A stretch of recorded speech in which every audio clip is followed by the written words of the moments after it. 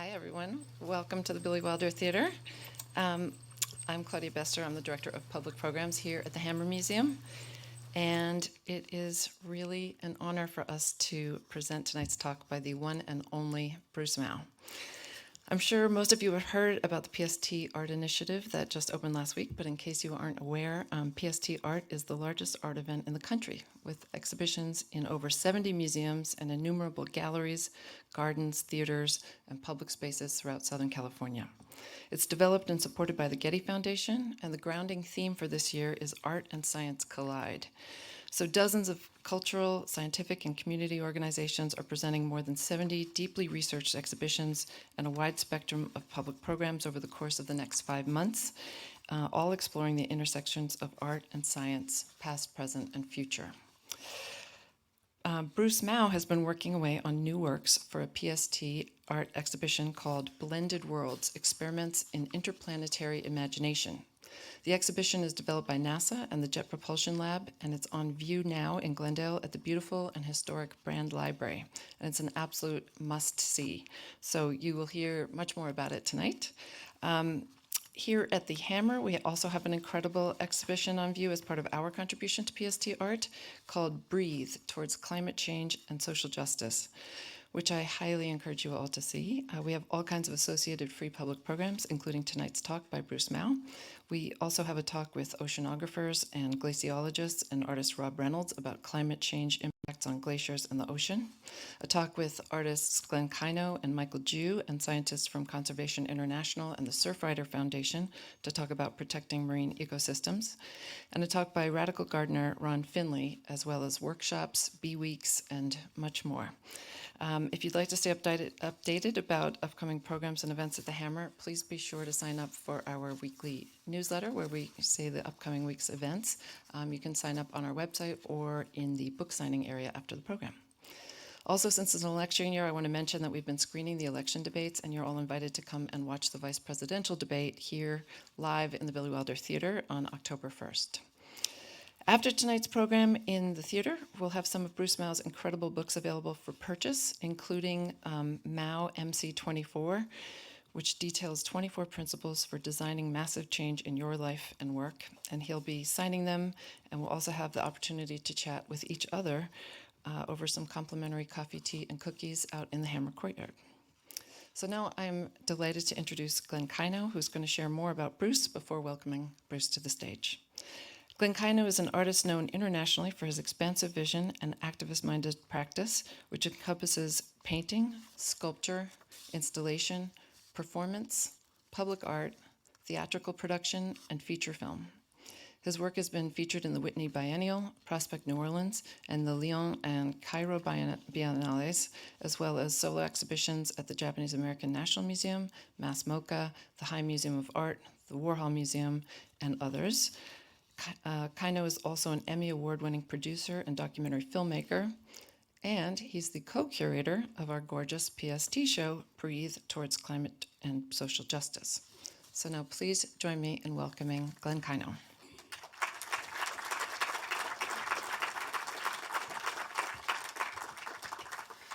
Thank you so much. I hate to do this to you, but I'm going to read a Bruce Mau's bio. So I know you just heard a bio about a guy who's just going to come up and read a bio.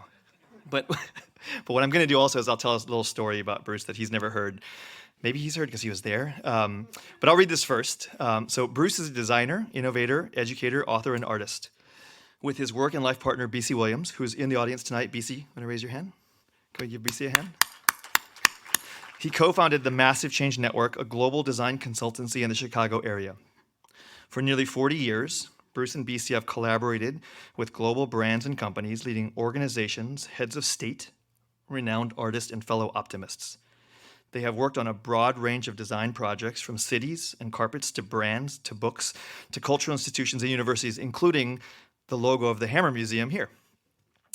A native of Canada, Bruce became an international figure in 1995 with the publication of the landmark architecture book SMLXL, co-authored and designed with Ram Koolhaas. Books are central to Bruce's purpose of achieving and inspiring understanding, clarity, and alignment around visions of a better future. His love of thorny problems led him to create a holistic systems-based methodology for life-centered design that serves as the foundation of his design practice and as the subject of his book, MC24, Bruce Mau's 24 Principles for Designing Massive Change in Your Life at Work, available after the show. Most recently, he collaborated with Julio M. Otino, the former dean of McCormick School of Engineering at Northwestern University, on the Nexus, a study of innovation at the intersection of art, technology, and science. Bruce's work and life story are the subject of a feature-length documentary, Mao, which premiered in March at 21 at the South by Southwest Online Festival and streamed on Apple TV. So Bruce is awesome, but I'm going to share a personal story because he made a book called Massive Change that for anyone invested in design and art and change, it is the high bar standard in the field. It not only was one of the most trafficked and first large-scale exhibitions about not just climate change, about changing the world and hopeful futures. It was a personal inspiration to me and probably many of you in the audience and millions of people worldwide. And so when we first started to think about the opportunity, my co-curator Mika Yoshitake and myself, the opportunity that the Hammer team, Andy Philbin, who's also here, gave us to create a show. One of the first people that we called was Bruce Mau, and one of the first texts that we brought back off the shelf was Massive Change.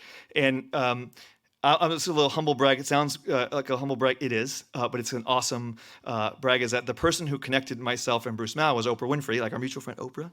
Said, "You should meet my friend Bruce Mau." I said, "Absolutely," because Bruce was like a hero of mine. Icon. And so I somehow snuck an invite to Bruce's studio in Chicago, and I got myself invited to Bruce's studio, and he was, super busy, and I'm sitting in the lobby waiting for him, and it was like 10 minutes, and I'm like, okay, I'm early, 20 minutes, okay, he's just punking me, 30 minutes, oh, I'm not important, but he's important, so I'm going to wait and be patient. After a few minutes, he came by, and I was actually distracted because I was working on my first book, and I was going through it. And Bruce is such a curious mind that this artist friend of his at his shop, and he says, "Let's go through the book." And so I said, "Oh," I just started as one would, started fast forwarding through the material just so that we can get onto the business of me meeting him for real. And he says, "No, let's go back through the book every page." And so we start from the beginning, and he asked me questions about every page of the book, and we get to the middle of the book, and mind you, this is like a hero of mine. We get to the middle of the book, and he sees an artwork, one of my works, on the page, and he says, "Oh, we just saw that work in a museum in San Diego. I love that work." And in my mind, I was like, "There's no fucking way that Bruce Mau likes one of my works," right? And I said, "Bruce, that's one of my works. Like, did you like my work?" He goes, No. That we like the artist who made that work that's in your book, And I'm like, no, that's my work. And he goes, "Randy," his studio manager at the time, is, "Randy, come over." And so she runs over, and she shows the phone. He goes, "Bring up that work," and it's one of my works. And he says, No, we take the photo of the wall credit. Who is that? And it's my name. And he was like, "Oh, you're awesome. Let's go and have a meeting." And for me, it was a personal victory, and I still count that as probably the top one or two amazingly validating things for me to continue on the path of being an artist. Because there's one thing about the public, having opportunities in the public, but there's another thing about artists, respecting artists, and certainly something else with someone of the caliber of Bruce Mau to even know who I was, let alone like my work. And so it is with deep gratitude that I'm here to introduce what I can now say, a person who can now say is my friend, collaborator, design expert, guru, mentor of mine, and someone who I would love us all to give a hand for, my good friend, Bruce Mau.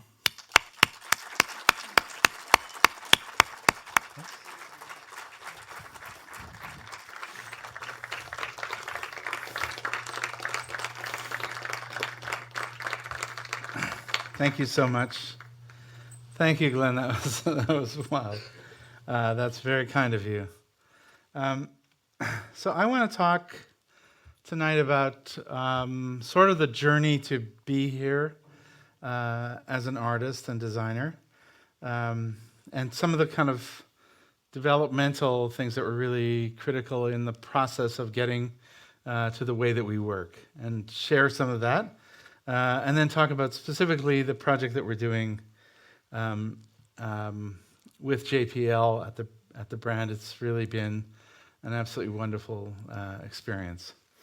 So we start with the concept of humans in space. It's a really for me, a very interesting challenge.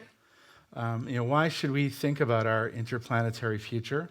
And why is that part of a relevant conversation? And for me, the kind of language of that, how we think about getting off of this planet onto others, is for me really critical in terms of defining who we really are. How we do that is actually who we are.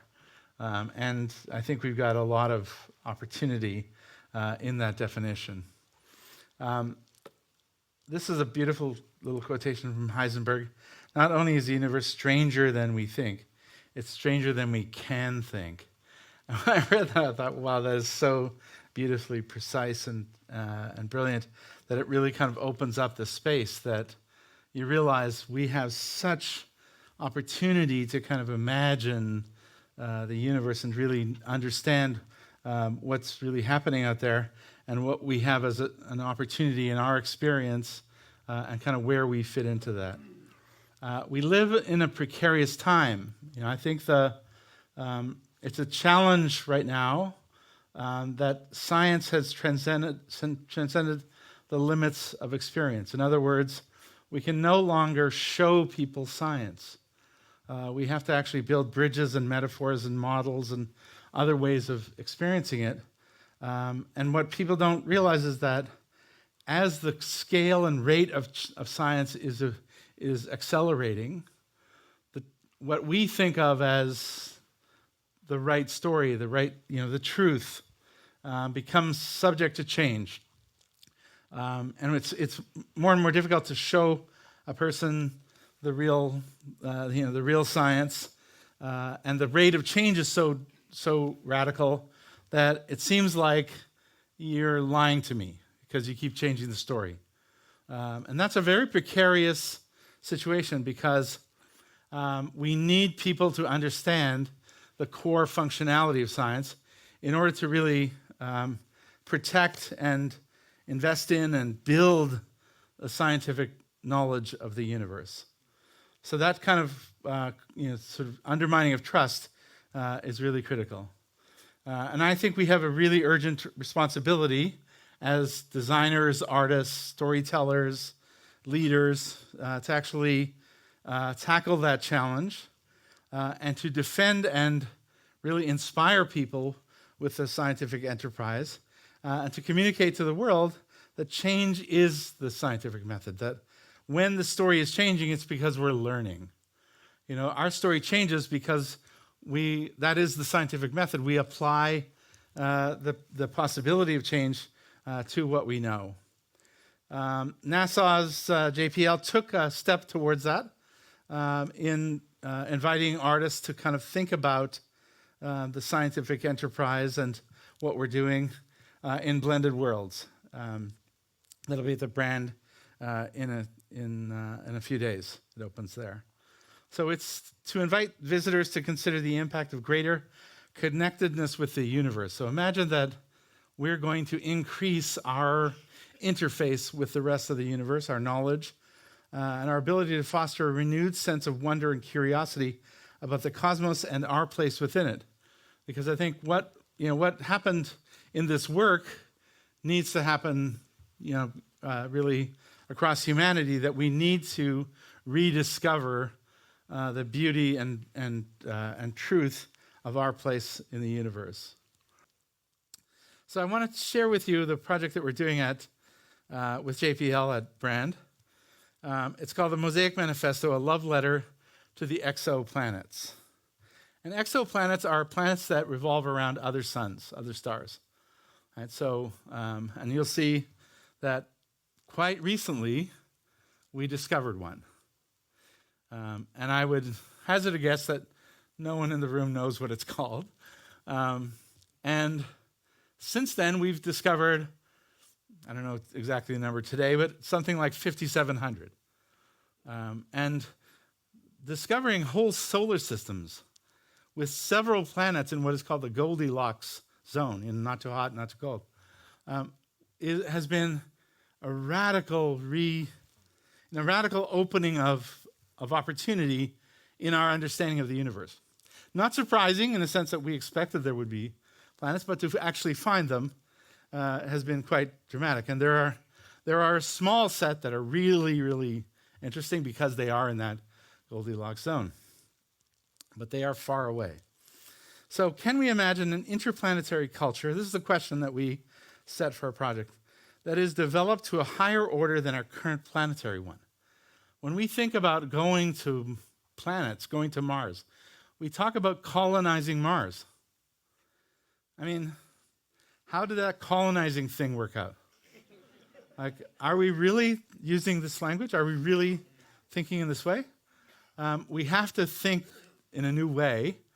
And what happens is that you end up with a reflection. You end up with a mirror looking back at ourselves, trying to understand, who are we and what is our future? How does our future relate to the future of the rest of life?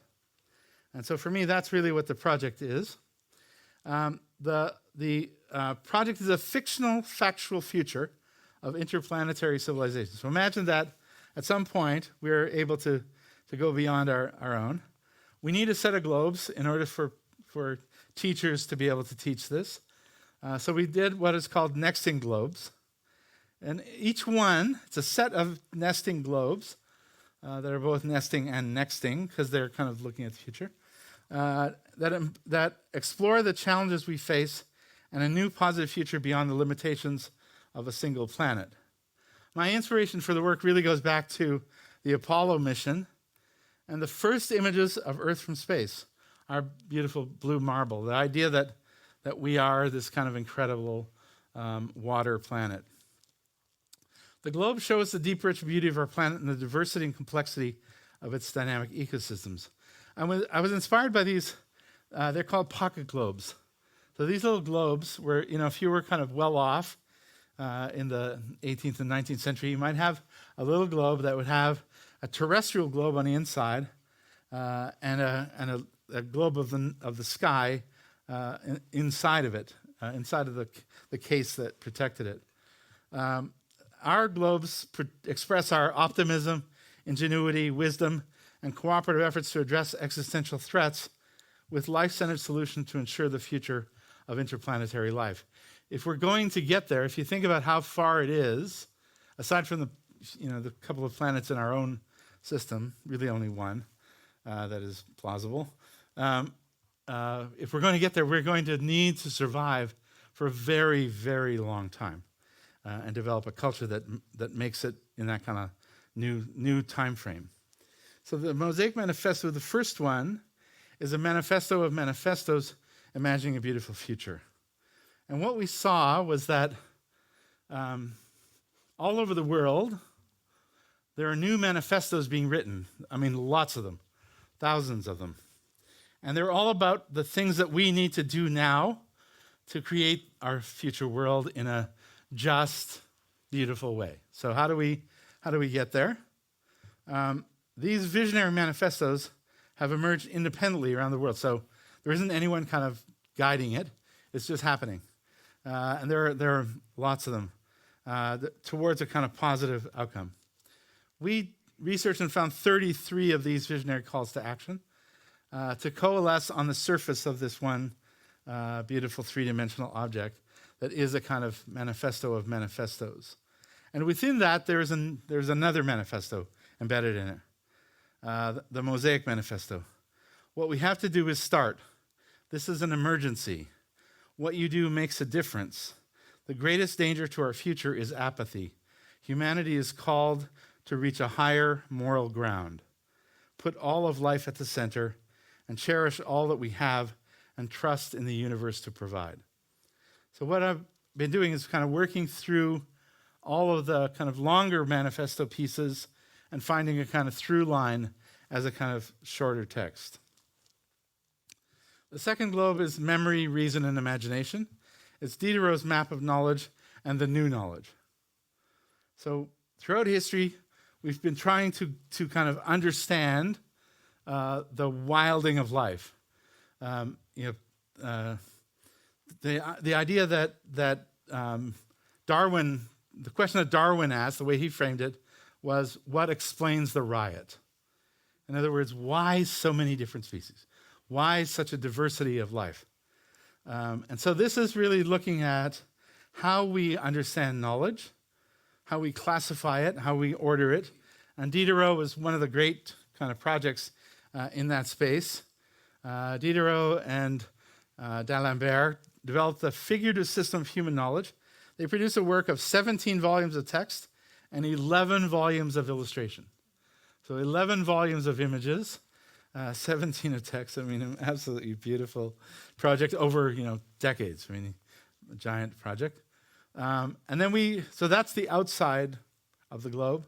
On the inside, we have a new map of knowledge by Johann Bolin that visualizes activity patterns based on nearly 1 billion worldwide user interactions with natural science, social science, and humanities journals.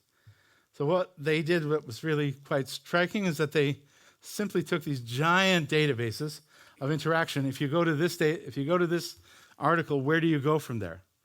Do you go to another related journal, another related article, a new subject area?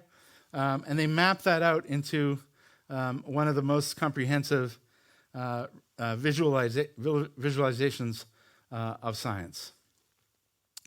The third is deities of the Milky Way. As I mentioned, 5,700 exoplanets in our neighborhood. So in the Milky Way, we've identified 5,700 of these extraordinary opportunities. And so this is taken from a project that JPL did, where they mapped those planets onto the Milky Way. And what we've done is put the Milky Way on the outside so that you can see the kind of context of our neighborhood in what is, I think, a very beautiful object. And really begin to understand where we are and what it's going to take to get to one of those new planets.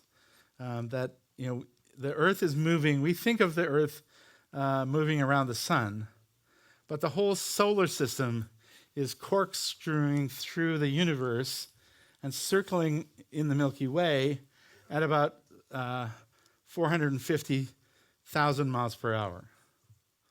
So, and then on the inside, each circle identifies the location of an exoplanet. So each one, you can see, how comprehensive and how distributed they are. That we've hardly touched the surface of it. That there are billions of them. We're only looking there at within the Milky Way, within our own galaxy. The next one is Planet Ocean, the beauty of the deeps. We've named 5 oceans, but in fact there's only one. And when we did Massive Change, we featured this extraordinary project out of Japan that had built the first global digital ocean model.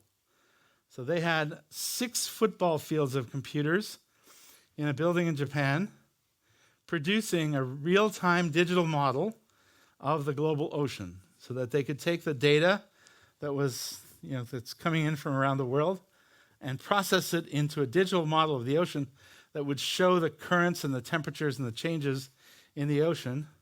That took 6 football fields of computers back then. It was the first one. This was in 2005, 2006.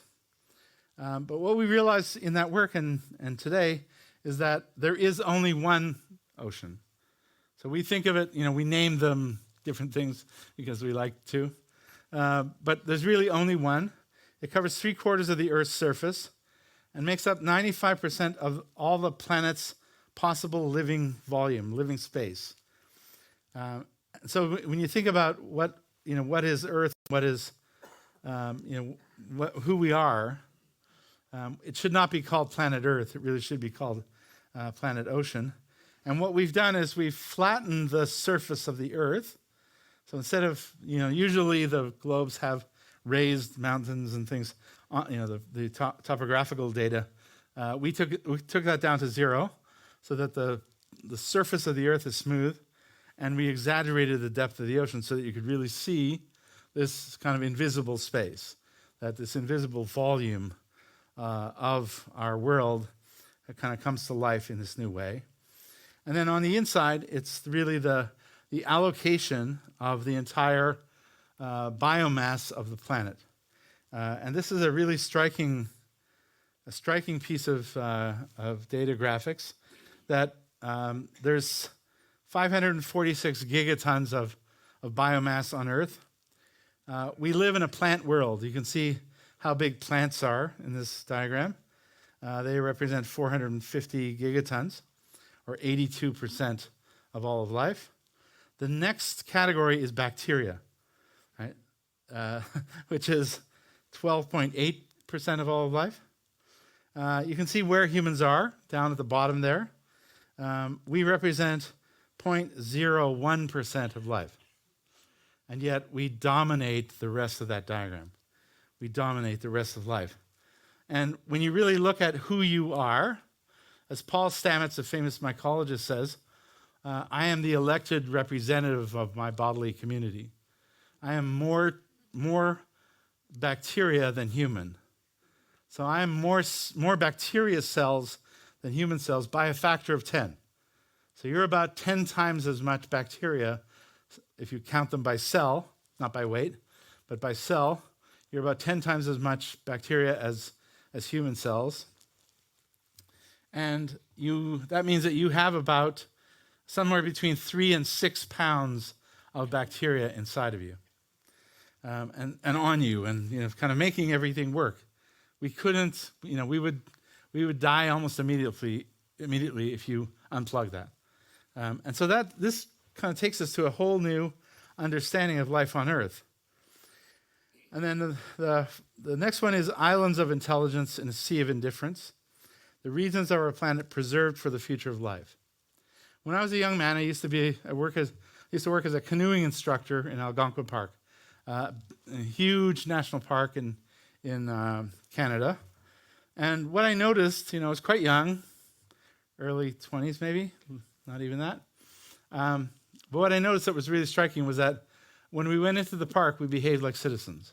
We behaved intelligently. The moment we got out of the park, the moment we left, when we were there, it was like, keep the campsite as you found it. Don't do anything. Take in what you took out. Basic common sense. The moment we were out of the park, all bets were off. You could do whatever you want. Trash everything. And there was trash everywhere. Like just outside of the park, it was like a garbage dump. And I realized what a weird world that we have this kind of island of intelligence, in a sea of indifference, in a sea of not caring. And that we needed to invert the diagram. That, this is what that looks like. I mean, the amount of the world that is preserved for future generations is a rounding error. Even though there are a lot of them, there's 293,000 places that are preserved. But look at how little that constitutes on the surface of this globe. And on the inside, we put a project by E.O. Wilson called the Half-Earth Project. And Wilson had a brilliant idea. He said, we don't have a problem forever. We have a problem for the next 50 years, what he called the bottleneck. He said, the challenge is to get most of life through the bottleneck. How do we get most of the living world through the bottleneck? And he proposed that we preserve half of what remains, half of the remaining wild. In his expertise, in his work, would get most of life through this critical time period. And then finally, exoplanet 2M1207b, gorgeously out of focus. This is the first image of an exoplanet. You can see that the edges of 2M1207b are blurry and undefined. The way that we find these is it's such a kind of beautiful, metaphorical way of working. We measure the light from a star very, very precisely. And if the kind of quantity of that light varies by an almost infinitesimal amount, then we know that something is going in front of that star, that there's a transit, right? And once we get that measurement, then we focus in on that star. In this case, it took a couple of years to find it, to kind of get a good picture of that object. And for me, it was such a, it's such a beautiful idea that that we don't know what it is. That it's a kind of open, new, unknown, beautiful thing that's still kind of in the kind of blurry phases. Now, I'd love to go to Mars. I'd love that experience, even though the kind of phrase that haunts me from the Apollo project is beautiful desolation. And I think that's what we're going to see that. The idea of living on other planets is deeply exciting, but joyriding billionaires on private rockets are not getting us closer to solving the urgent problems we face. We don't have the time frame to wait until future generations to really address these problems. And colonizing space as an idea is only kind of taking the dysfunction of what we've created here and projecting it out into the universe. And so for me, the kind of real project is to actually kind of think about this in new ways and find new ways of actually projecting a culture that really does answer that first question, which is how do we get beyond the limitations that we have here. The Voyager project, it was a probe that was sent out, I think now 48 years ago. And it's still going. And to think about what that means, JPL has had a team 24 hours a day, 365 days a year, for 48 years, tracking this project and communicating to it, giving it instructions, taking information, images. Voyager has sent back some of the most extraordinary images in human history. But at 48 years, it's only just left the solar system. It's only just entered deep space. So think about what that means to get to another planet in another system. It really is staggering. And I hope that what we do with our work is to help us discover Earth, to look at the universe as a mirror in order to understand who we are and what we're doing, and what we have to do to create the future that we want for ourselves, for our children and their children, and in some ways, more importantly, for the rest of life. So that's my show for today. Thank you.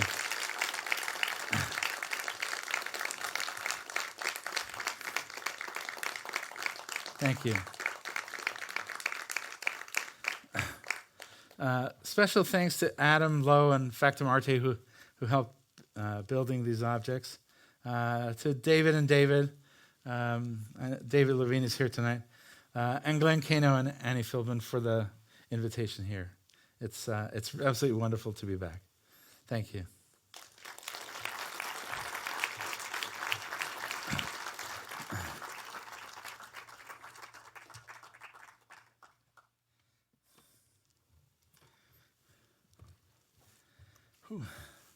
That was awesome.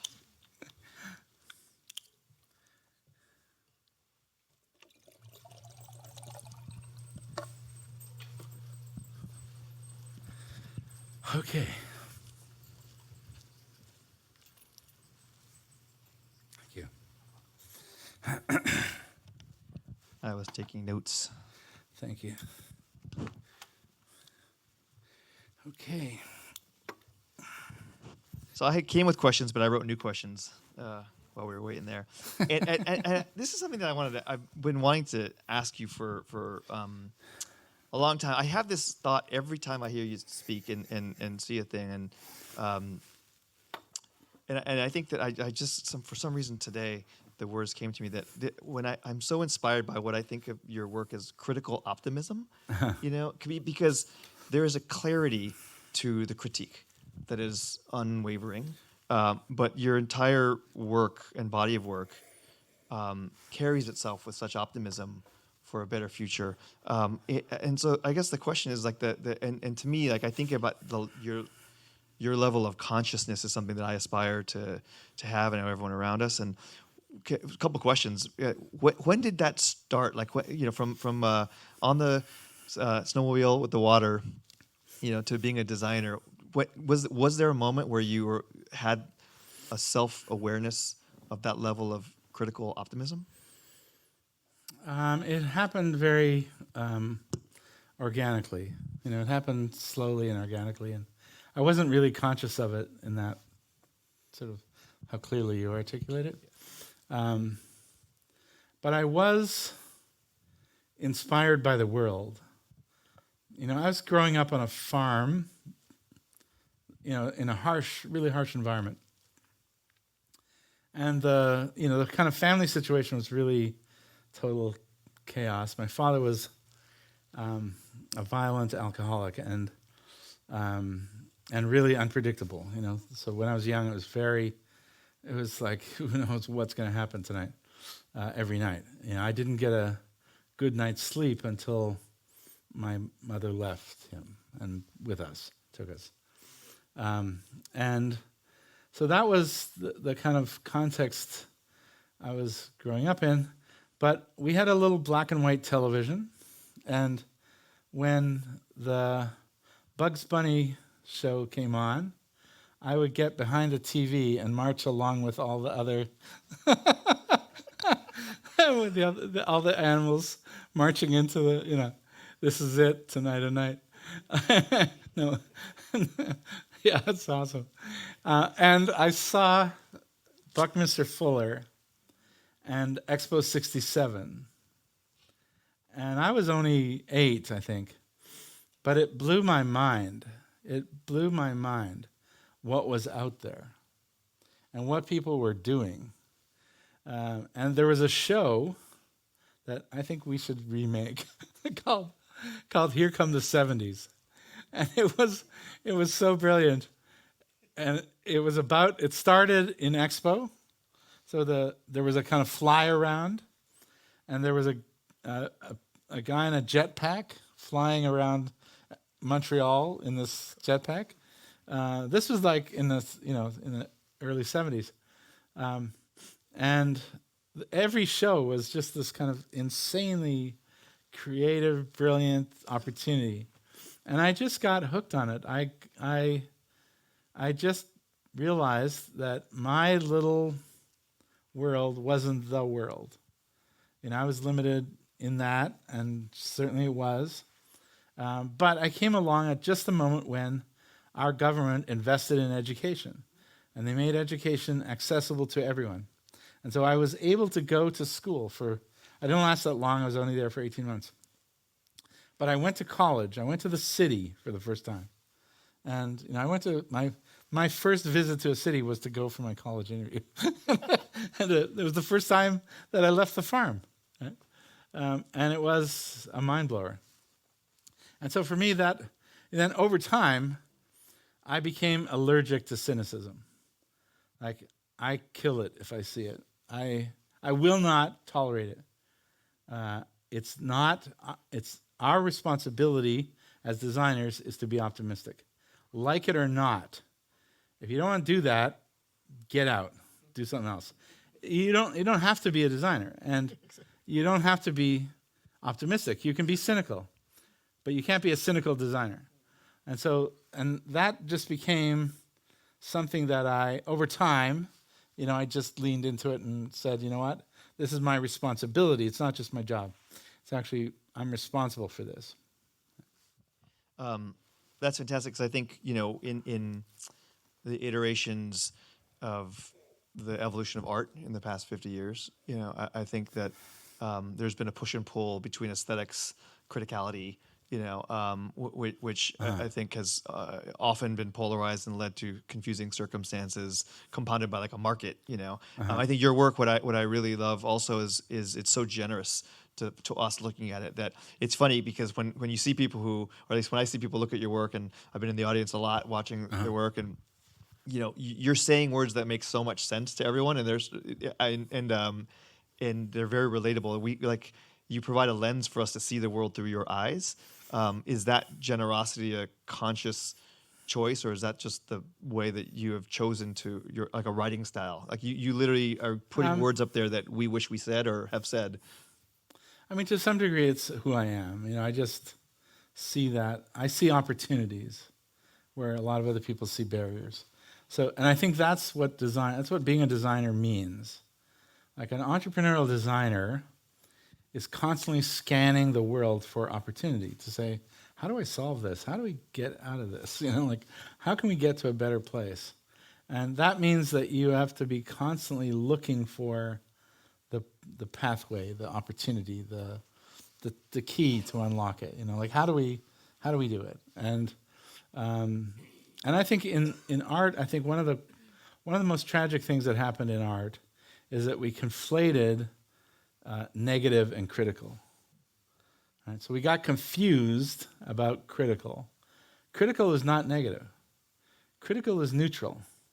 Like to be critical of something, I need to approach it with neutral and look at up and down. Look at positive, negative. Look at impact, positive impact, negative impact.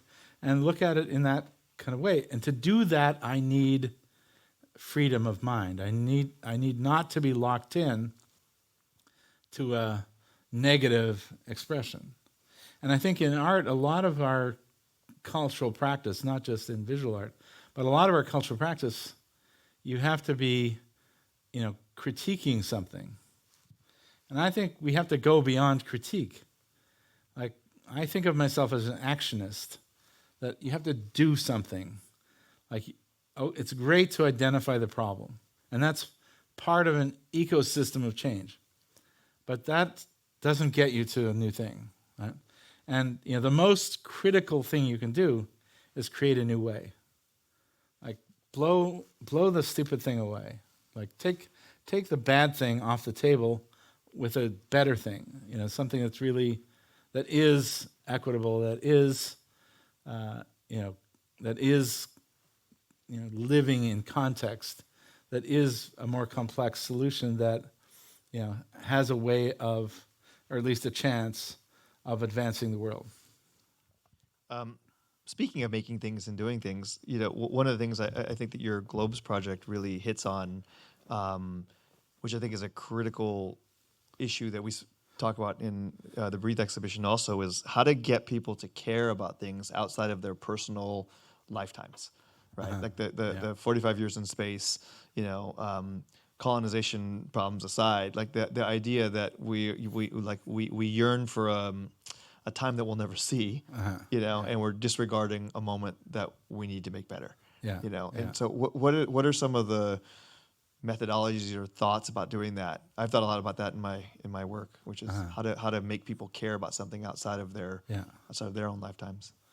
Well, that's why like we talk about taking responsibility for inspiration, because I'm sure you've experienced this too. Like there have been times when I could see what to do, like so clearly, and it was like, oh man, that would be great, and it's right there in front of us. Let me show it to you, and I could not inspire them to see it, and I just couldn't. I didn't have the talent, the energy, whatever it was. I didn't have enough of it to inspire them and show them the future that we could build together in a way that would inspire them to stop doing that and start doing this. And that challenge is very challenging to do that. What you realize, once you get into this is that you have very little power or control. Right? I can't make them do it. Right? Like no matter how brilliant that thing is, it might be the solution for everything, but I can't make them do it.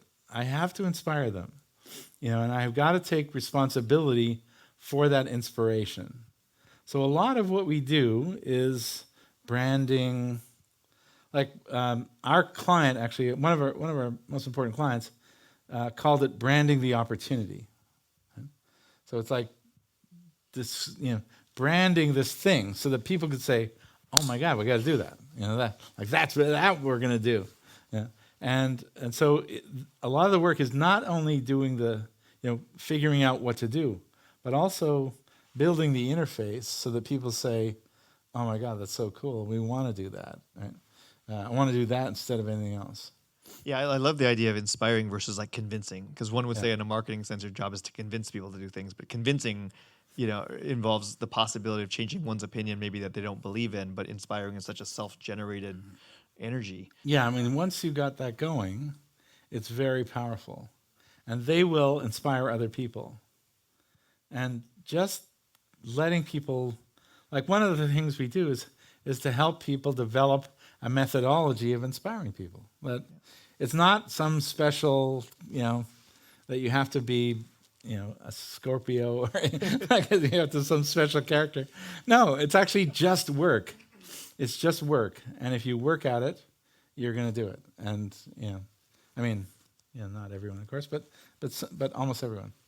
I guess the last question before we take questions from the audience too, like the globes in the installation are physical expressions of ideas in different ways. What do we learn about the intangibles and the imaginary when we start collapsing ideas into form? Well, I just love that stuff. So I mean, for me, it's like a kind of playground, and there's something to be said for the physical object. For all of our digital world, the physical thing, and I learned this when we did Massive Change. I worked with a curator named Bruce Grenville from Vancouver. He was a really brilliant curator. He's done really amazing shows, and so he was my kind of partner inside at the Vancouver Art Gallery, and I was really I had no experience, like zero museum experience. And I was like, "Oh, we're going to do this all digital. It's going to be so cool." And he was like, "No, we're not, actually. You have to have objects." And I was like, "Objects from objects. Like, let's do the thing that's, we got digital." And he was absolutely right. Like, he was so right. And it's not that I'm, like, I love that stuff. Like, I'm a total fetishist for that kind of visual object. But I learned from him that actually the authority, the kind of, presence of an object cannot be, like, you can't get that any other way. Like, there's something that's going to happen when you're in a room with a thing that is different than in a room with a digital projection. Yeah, that's amazing. I'll exactly. The object people. I'll share an awesome telescope story too, because I often go to the Mount Wilson and look through the clouds and see planets and whatnot. And we always have the same astronomer, this woman Shelley Bonus. And the first time we got there, it was like during the day. We had to see Saturn during the day because it was a bluebird sky, and Saturn was like really bright and out. And my magician collaborator partner, Derek Delgado, looks at it and he goes, "It's cartoon Saturn, holy shit." And then she hits me on the shoulder and she goes, "And those are fucking photons. It's not a JPEG. Those are photons from the sun bouncing off the planet through the telescope in your eye." And you're like, "Oh my God, it's amazing." Well, thank you so much. Let's take some audience questions, maybe, if we have any. I've never been to a crowd without audience questions. But I know that you know what? I've been instructed to not point at people, but to have the people who work here choose someone. So, because otherwise I'll be in trouble of some capacity. So, but we'll get there, people. Hey, my name's Jack. I'm a designer from Toronto. I really like that concept you spoke about branding opportunities. I was wondering if you could expand on that and maybe touch on any specific projects you've worked on with the studio that really highlight that. Yeah, sure. I mean, the concept is, if you think about, when we do a big project, it might have 150 people on the project. Like when we were working with Oprah, there's a big group of people who have to all be moving in the same direction. And we were doing a project, and we had like 150 people on the team.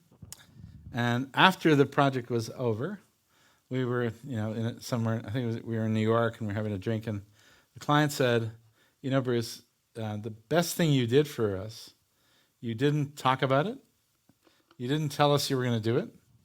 I don't think you charged us for it. I'm not even sure you're aware that you did it." And I was like, "What?" and he said, "Branding the opportunity." He said, "Before you came on board, I had 150 people going in 150 directions." And he said, "You came into the room and you articulated the project in such a way that everyone was inspired and all pointing the same way." Right? And he said, all of a sudden, I had 150 people all working on one project. And the difference in force and impact and what we're able to do and the kind of things that we were able to accomplish were revolutionary. Like, it was totally different. And so that was our first kind of realization. It was like, oh, that's a really important thing. And so we developed really a methodology for doing it, that we allow for that part of the work. Because before, we just rushed into the work. So they would articulate the work. We'd say, okay, that's, I guess, what we got to do. So let's do it. And now what we do is we say, let's open up the space at the beginning to really figure out what we're going to do together. Because once you lock in, you also lock out. So when you lock into what you are going to do, you lock out every other possibility. So they're gone. Once you lock in, that stuff goes away. And so it's really critical to kind of make that space at the beginning so that you can open up to say, what's the best possible thing we could do? And let's make sure that we are convinced of that. And I once was doing a big project in Canada, in Toronto, and the client stopped me during the presentation. So I was like halfway through. And he stopped me and he said, "Do you love this?" I was like, oh my God, that's the best question I've ever been asked. That is the only question. Like, he's absolutely right. Like, if you don't love it, why am I going to put my money on it? Like, if you don't think you would put your money on it, why would you ask me to? So, and, over time, I've developed a very unprofessional approach to presentation. I will not sell you something. I will not try to convince you, because the deadline is here, that we've solved it, if we haven't. If I think we haven't got it, I will say, look, we're 70% maybe, we're 50%. We're optimistic, but we're not confident we have actually cracked it. And so I'm very direct and upfront about that. In order that they trust us to open up that space, because if you're bullshitting, they don't know where the bullshit ends. They don't know where that ends and where the real, where the love starts and the bullshit ends. I'll just elaborate on that little story that Bruce did the logo here of the Hammer Museum, but he was also asked to redesign the logo for MoMA. And after an evaluation period, he said that he wouldn't do the job because it was perfect. It's a legend response. I'd have taken the job. No. Fantastic, though. Do we have another question? I thought.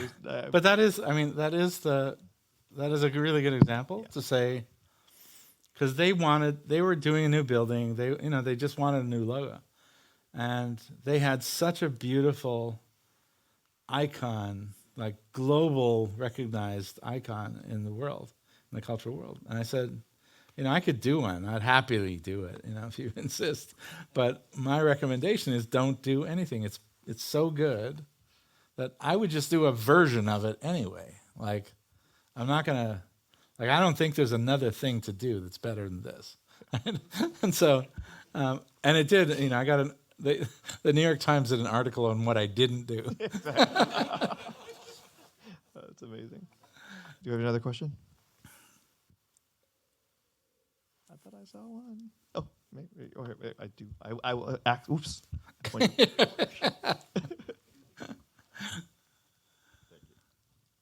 Hi, I'm Isaiah. I'm a designer from Victoria, BC. And my question is, if you got to pick two people in this world to sit with and work on one single task until it's complete or moving towards a place that you're happy with, who would it be and what would the problem be? Great question. Both of them would be BC, because I'm a smart guy. No, but she's way smarter than me, and brings. So BC is my wife and partner in work. So we started Master Change Network together. We've been working together for 30 some years, and we have 3 wonderful children as well. BC brings a literary, a journalistic literary perspective, and an extraordinary ability with people. Like she, I can be really hard to relate to, and I have a kind of, I can go internal, which is hard for people to deal with. And she has an incredible capacity to always sort of build bridges and openings and clearings in the forest and places for things to happen, which is really exciting and always exciting to be part of. What would the questions be? I think that in some ways this project, and I should say that for me the project has just started. Like I have a bunch of other globes that I want to do,